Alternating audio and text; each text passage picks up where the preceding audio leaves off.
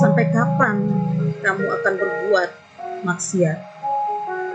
Apa kamu tidak yakin bahwasanya azab Allah begitu keras? Allah Subhanahu wa Ta'ala mampu mengajak kamu sekonyong-konyong.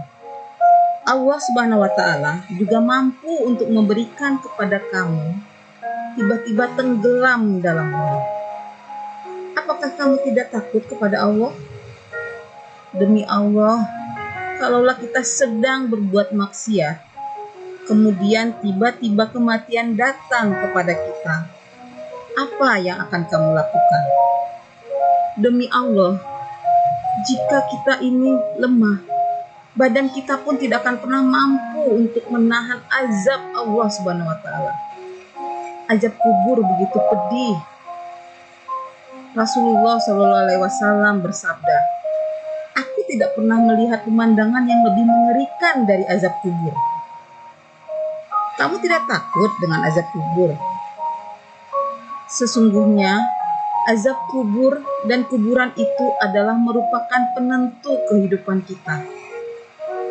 Kamu kira setelah kamu mati lalu kamu dikuburkan di kuburan, kamu akan tenang dalam hidup? Begitu? Tidak. Kamu kira setelah kamu meninggal dunia, itu peristirahatan kamu yang terakhir? Kamu tidak akan ditanya oleh malaikat Munkar dan Nakir? Tidak akan dimintai pertanggungjawabannya oleh Allah Subhanahu wa Ta'ala? Tidak, demi Allah tidak. Utsman bin Affan saja dahulu ketika berziarah kubur beliau menangis. Ketika ditanya kepada Utsman, "Kenapa hai Utsman? Ketika dibacakan kepada kamu surga dan neraka, kamu tidak menangis. Tapi ketika kamu berziarah kubur, kamu menangis." Utsman berkata, "Karena aku mendengar Rasulullah SAW bersabda, sesungguhnya kuburan itu adalah persinggahan akhirat yang pertama kali. Siapa yang selamat di kuburannya, maka yang setelahnya lebih mudah dari itu. Tapi siapa yang tidak selamat di kuburnya, maka yang selebihnya lebih sulit dari itu." Jangan kamu menganggap remeh azab kubur. Hidup di dunia hanya sebentar. Kamu kira kamu akan hidup 1000 tahun lagi? Kamu kira kamu akan hidup terus-menerus? Tidak mungkin. Setiap kita pasti mati. Allah berfirman, "Kullu nafsin za'iqatul maut." Setiap jiwa pasti akan merasakan kematian. Quran Surat Ali Imran ayat 185. Allah berfirman juga, "Innaka mayyatun wa innahum mayyatun." Sesungguhnya kamu itu akan mati dan mereka juga akan mati. Quran Surat Az-Zumar ayat 30. Kamu, saya, dia, mereka, kita semua akan meninggal dunia. Ini yang seharusnya kita pikirkan bersama. Kalau kita terus-menerus berbuat maksiat, bagaimana kalau ternyata malaikat maut datang menjemput kita di saat kita sedang berbuat maksiat itu? Apakah kamu kira malaikat maut akan tersenyum kepada kamu? Tidak.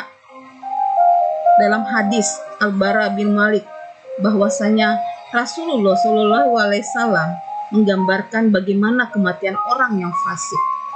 Kata Rasulullah, apabila orang kafir atau orang fasik itu hendak meninggal dunia, didatangi malaikat-malaikat yang wajahnya hitam legam. Mereka membawa kain kafan dari api neraka yang baunya sangat tidak enak sekali.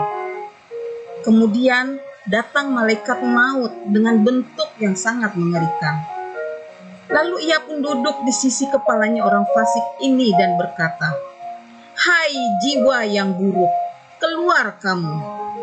Dikeluarkan nyawanya seperti mengeluarkan besi yang berduri dalam kain wol yang basah. Sulit, menyakitkan. Kamu siap menghadapi kematian yang menyakitkan seperti itu? Di saat kita sedang berbuat maksiat, ternyata kematian dan ajal mendatangi kita. Kamu siap? Siapa yang siap? Kita semua ingin meninggal dalam keadaan husnul khotimah. Kehidupan dunia bukanlah tempat bersenda gurau, tapi kita hidup di dunia ini untuk bercocok tanam yang kelak buahnya akan kita tuai dalam kehidupan akhirat. Apalah artinya dunia ini? Allah Subhanahu wa Ta'ala berkata dalam Al-Quran, tidaklah kehidupan dunia itu kecuali kesenangan yang menipu. Quran Surat Al-Hadid ayat 20. Rasulullah juga mengatakan dunia itu sangat hina. Ketika Rasulullah sedang berjalan dengan para sahabatnya, ketika itu dia menemukan bangkai seekor kambing yang telinganya putus. Kemudian Rasulullah mengangkatnya dan berkata, siapa yang mau membeli dengan bangkai ini dengan harga 1 dirham? Kata para sahabat, wahai Rasulullah, kalaupun ia hidup, kami tidak mau membelinya, karena ia cacat, wahai Rasulullah. Bagaimana ini? Ini sudah menjadi bangkai. Lalu kata Rasulullah, demi Allah, sungguh dunia itu lebih hina bagi Allah daripada bangkai anak kambing ini bagi kalian. Diriwayatkan oleh HR Muslim. Kita hidup di dunia sebentar.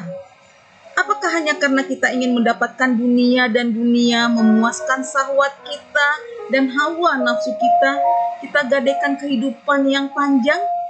Begitu? Kalau misalnya kamu hidup di dunia 60 tahun, tahukah kamu satu harinya di sisi Allah 1000 tahun? Kalau satu hari 24 jam, di sisi Allah 1000 tahun, berarti kita hidup di dunia hanya 1,5 jam. Apa kamu tidak sadar? Apakah hanya untuk 1,5 jam kamu gadaikan kehidupan yang tiada tara? Tidakkah kamu berpikir untuk itu? Saudaraku, kita ini manusia yang kelak akan dimintai pertanggungjawaban oleh Allah Subhanahu wa Ta'ala. Segeralah kita bersadar, segera kita bertaubat kepada Allah Subhanahu wa Ta'ala. Semoga Allah memberikan kepadaku, kepada kamu, kepada kita semua hidayah. Dan juga mari kita bergandeng tangan menuju surga Allah yang luasnya seluas langit dan bumi. Tidakkah kamu ingin mendapatkan surga tersebut? Atau kamu lebih senang untuk mendapatkan api neraka? Demi Allah, kesabaran di neraka itu tidak ada gunanya lagi. Semoga kita semua diberikan oleh Allah Subhanahu wa Ta'ala hidayah dan istiqomah. Wassalamualaikum warahmatullahi wabarakatuh.